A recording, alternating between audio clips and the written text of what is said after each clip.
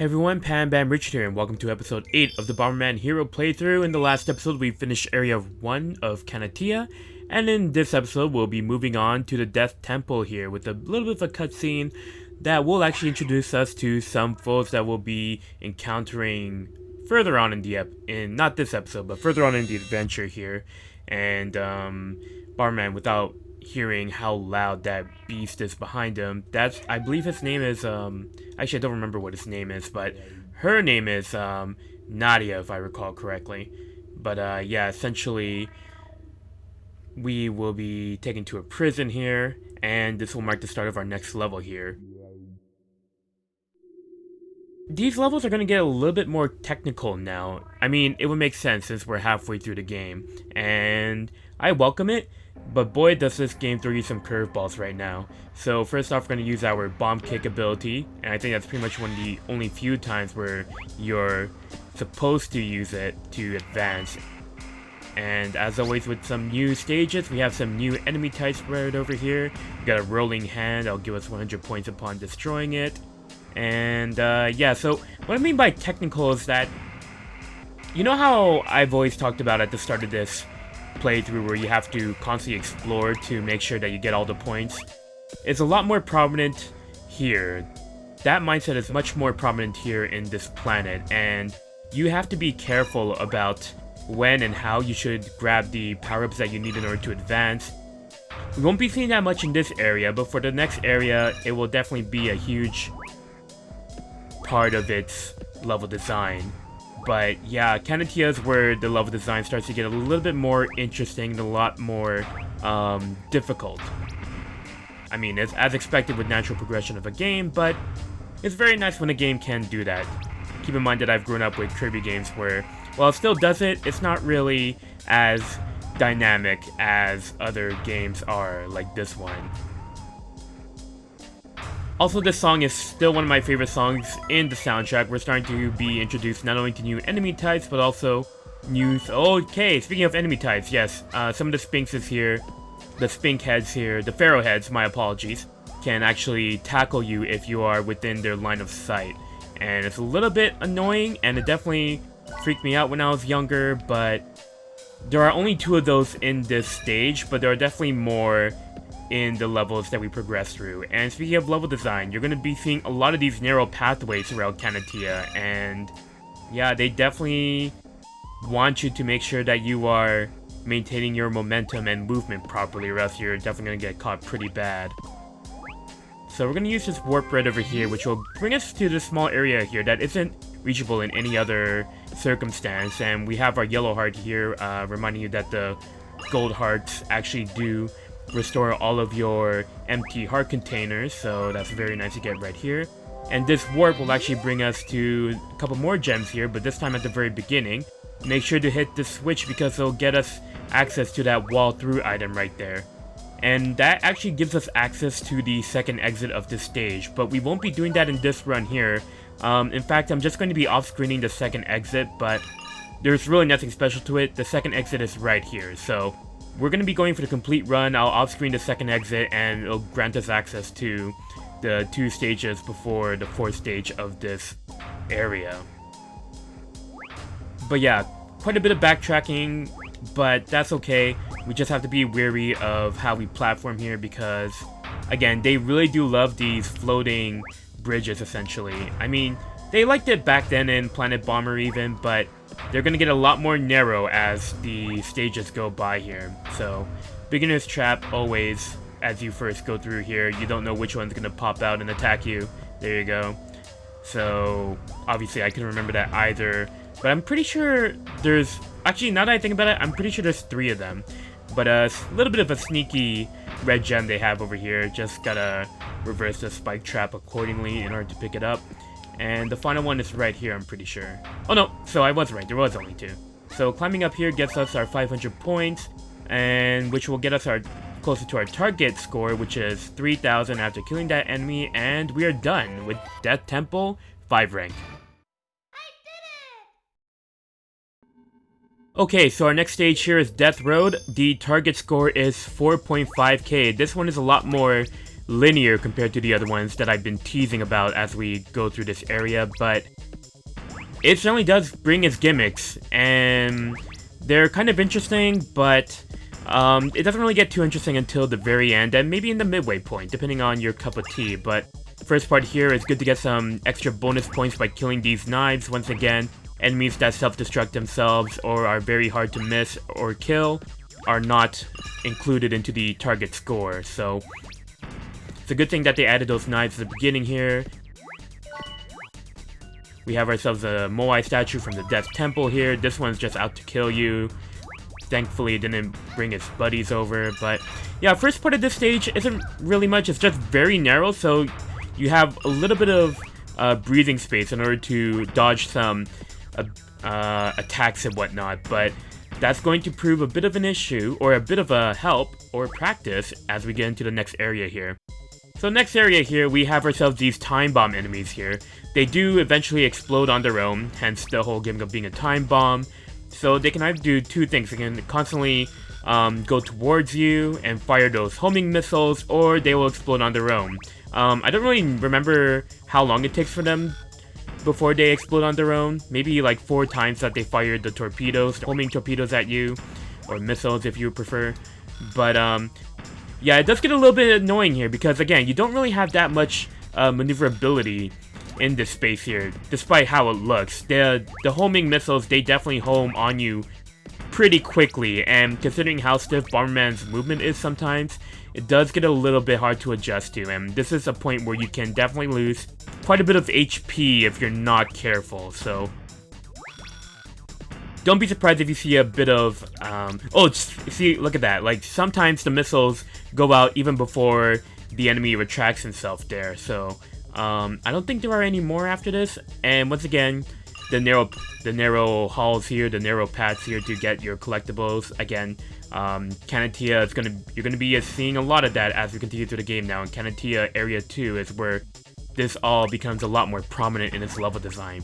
But thankfully, again, we got more of these knives here though, so it's good that they constantly show up, so I can be a lot more flexible with how many collectibles I'm going to pick up for my target score here. So I'm glad that the game designers like to throw a bone for those who want to get that 5 rank a lot more easier here.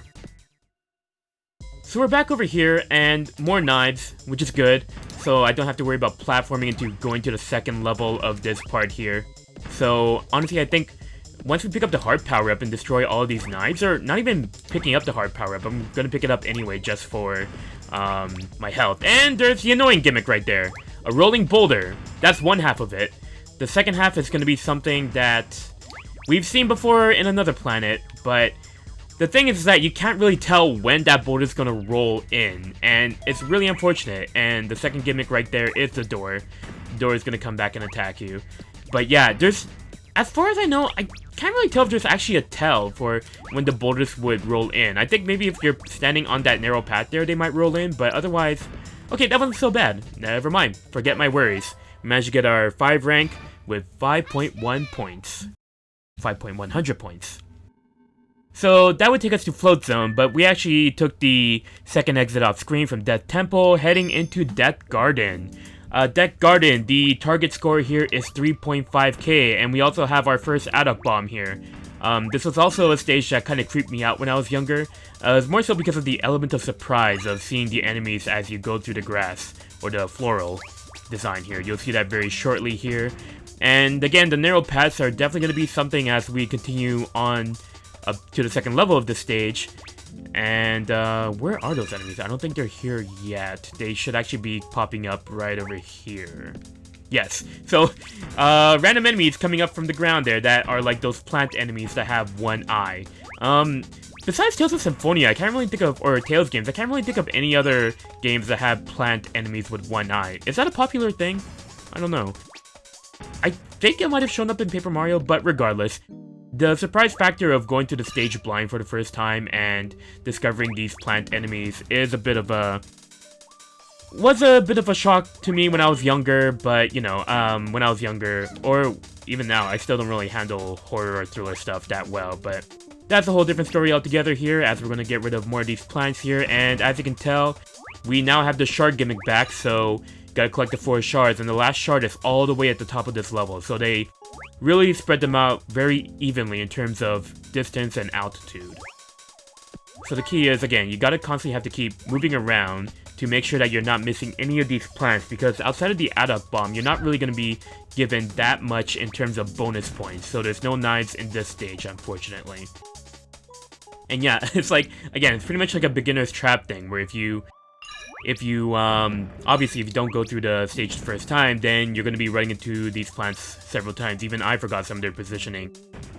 But thankfully, if you do remember their positioning, you just leave the remote bomb that they were happy to give you in this stage, surprisingly, and just blow them up the moment that they appear, as so. We're not done with the disappearing or reappearing plants yet, as we're going to be going through the top level of this stage here, and then there's those barrels again where they explode upon motion, or you can explode them upon motion, but they're invulnerable otherwise. But in the meantime here, we have ourselves our second enemy type of flowers here. I think they only appear in this stage now that I think about it, but you'll see the 3 of those small little plants dancing around. You just gotta destroy the red one, so the other 2 are just decoys and are invulnerable to your explosions. We all know what that one is already. So whenever you see one now, they're most definitely going to charge at you here. Even that one right over there. Yep. I'm pretty sure that one over there too. They really love this gimmick of these pharaoh heads trying to take you down. Especially putting power-ups that are very useful above these heads. But hey, it's the challenge getting a little bit more challenging here. And we're going to use this lift right over here to gain access to the next part over here. What did I say the target score was? Yeah, it was 3.5. Interesting. Because it seems like there's more to this level than meets the eye now that I'm looking at it. But in any case, we're getting close to the end here. We're going to be running into our final point in the form of a red gem, if I recall. Or maybe it's a... Okay, well actually there's our Adduct Bomb here.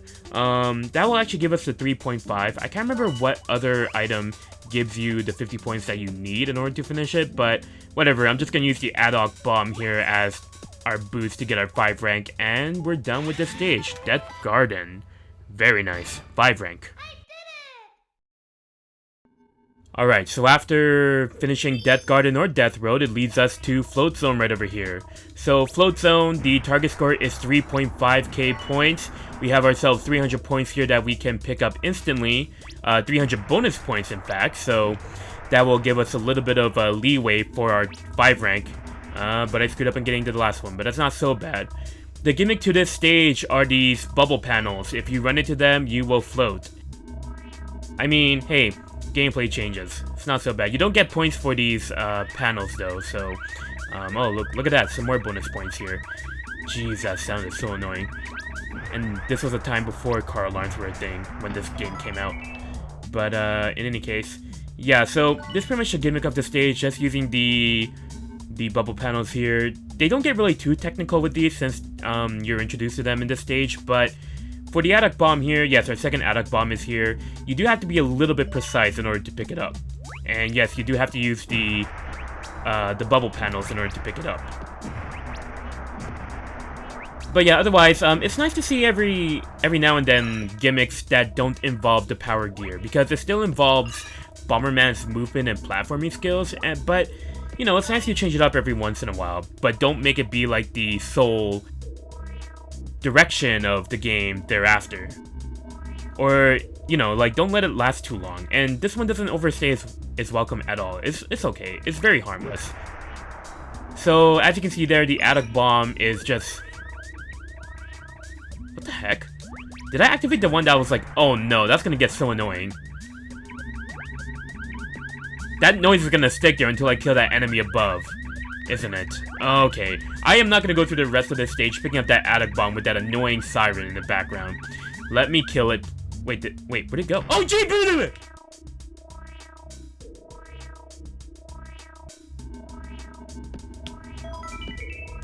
Well, at least it's gone. Okay, so anyway, back to the Adduct Bomb. That... It's the curse. It's the curse. Every single time, it always happens, like when you least expect it. In any case, we're going to be using the bubble panel over here to float up here. And unfortunately, when it comes to the bubble panels, you can't descend. You're only... Oh. Okay, this is a very poor performance, but whatever. Yeah, unfortunately with the bubble panels, you can't descend. You can only ascend until the bubble runs out, which does get a little bit irritating, but not so much in this stage. I mean, I'm a little bit patient with it, and we can use it to get the atomic bomb right over here. You have to go immediately towards it once you get the panel, or else you're going to be way too high and not pick it up.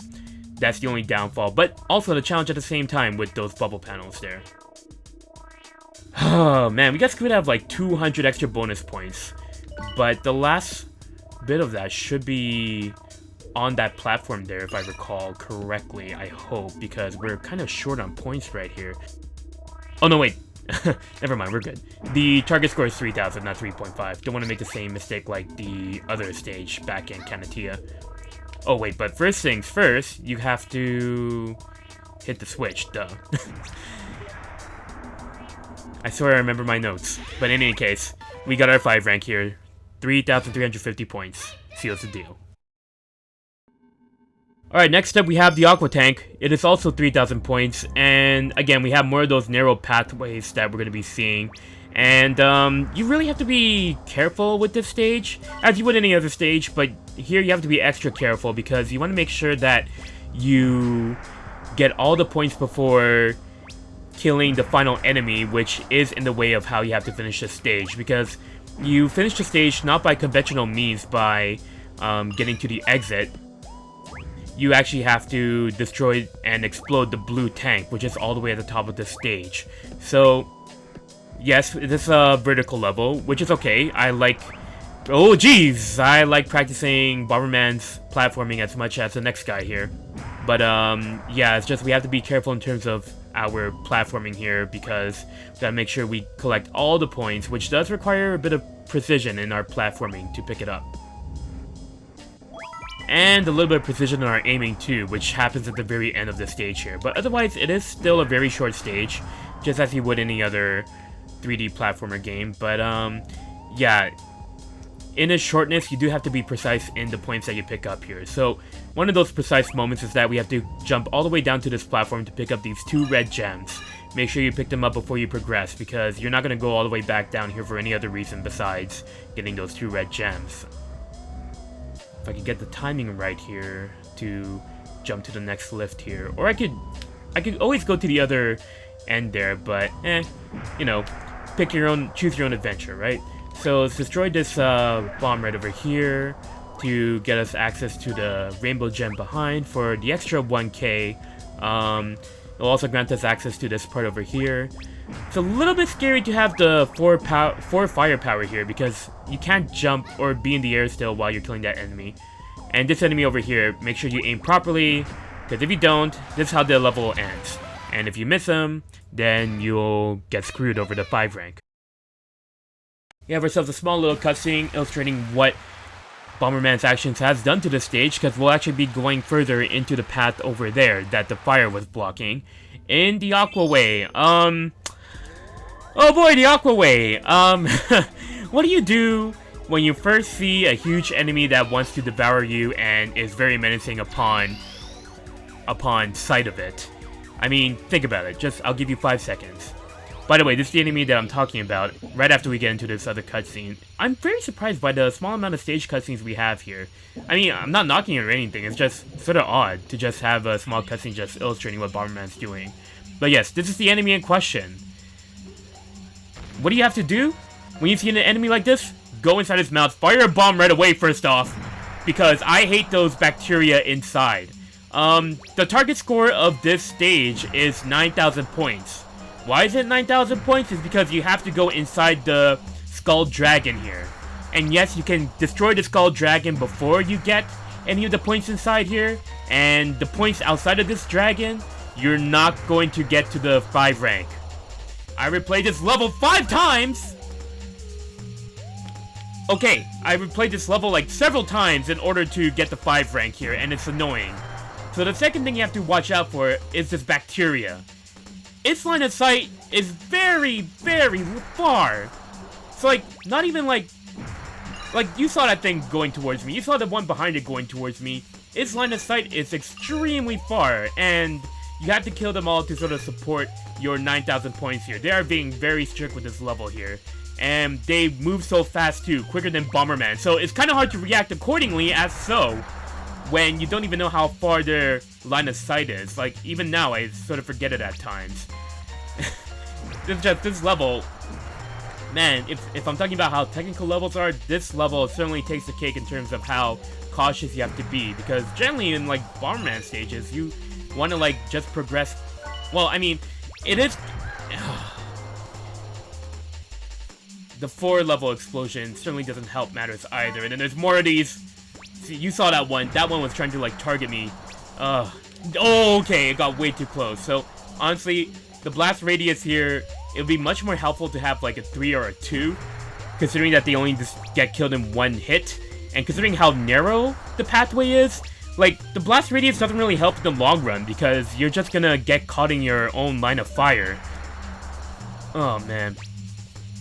Yes, the first run of this stage, I killed the Bone Dragon. Because, like, what else are you supposed to do, right? If something, like, menacing is charging at you, kill it.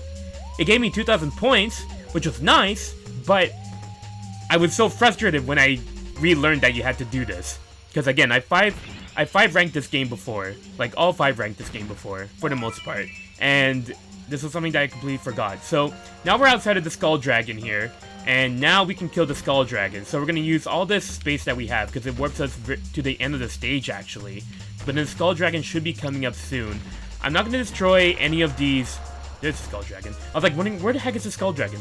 I'm not going to destroy any of these cannons yet, because, like, they're going to be my indicators for, how far I am into the stage, and what collectibles I'm missing. But here, the strategy at this point is to kill it in 5 hits. And because you're going backwards here, it's a lot more easier to do this compared to doing it forward, which is what I did the first time when I played this stage. But doing about maybe... How many hits does this take? I guess when it took 5, but it's lasting a lot longer than I expected. Oh, don't you dare! Don't you dare! No, you don't! No, you don't! Okay. What is happening? I could have sworn it gone down a lot more quicker than... Ugh, it's the curse, it's the curse, it's the curse, it's the curse! Okay, anyway, kill it! What? How many hits are you gonna take? You can kill this thing, I swear. There you go! Why did it go by... Okay, I could have sworn it took a lot less hits than that. What in the world? Okay, but thankfully there is one more heart near the end here, so if I die, I'm gonna be so freaking frustrated. I'm gonna be absolutely livid if I die at this point, because I wasn't supposed to take any damage from that Skull Dragon. And... today is just a fantastic day to play some Bomberman Hero, but man, alright. So the torpedoes here are definitely going to be a bit of an issue here, especially the ones that are on the ceiling there because of your blast radius. The homing feature of these bombs, as you can tell, are kind of there, but not really. Like, it's accurate for when it's going down, but when it's going up, it's not as accurate, especially when you're going against the torpedoes from above. It's definitely going to be a bit of an issue to home at it. But thankfully I was lucky that time, so this game does love me at points. Okay, but yeah, I have to be very cautious here in terms of how I'm progressing, because, yeah, one hit is going to be a kill for me. I think one of these boxes, these crates when you blow them up, is actually a missile inside of them, so you don't want to get caught by that there. Oh, actually, thank goodness there's our heart. Give it to me quickly. No, no, no, no, no, no. Okay. Oh my goodness. Don't break at the point where... I thought I was at the right point, but clearly I was not. Okay, so let's try to not be in between all these missiles here, because this is actually very, very scary. But yeah, what's it called? Again, the target score is 9,000 points, the most we've seen for a regular level. And yeah, it's just... there's a lot that you could miss here or screw up on that, like, you know, it could really put you in tight spots so many times here. And especially those cannons in the ceiling there. As you can see here, I'm having quite a bit of trouble at getting, because not only am I worrying about my aim, but at the same time my distance from my blast radius. Oh, alright, but I think we should be near done at this point here. Just a couple more cannons to kill. Actually, you know what I can do here? I can just destroy one more of these cannons here. Oh, one more of these cannons, and then destroy one of those crates, and then pick up the red gem, and we should be done for the stage. I don't know what gives the extra points. I don't know how I got extra points, actually, now that I'm thinking about it. But let's just get the red gem here and get out of here. 9,000 points. Let's go, let's go, let's go. We're done. 9,000 points, rank 5. I'm never playing that stage again in my life. Alright, so, as with every Area 2, so far in this playthrough, we are now going to be facing off with Nitros. Good old Nitros.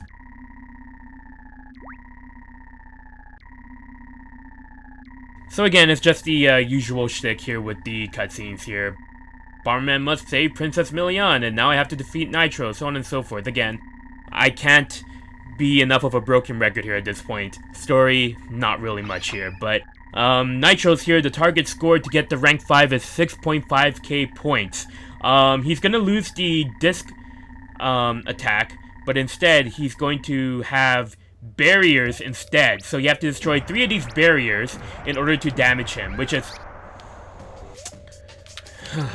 3 of these barriers, and you also have to avoid the icicles as well here.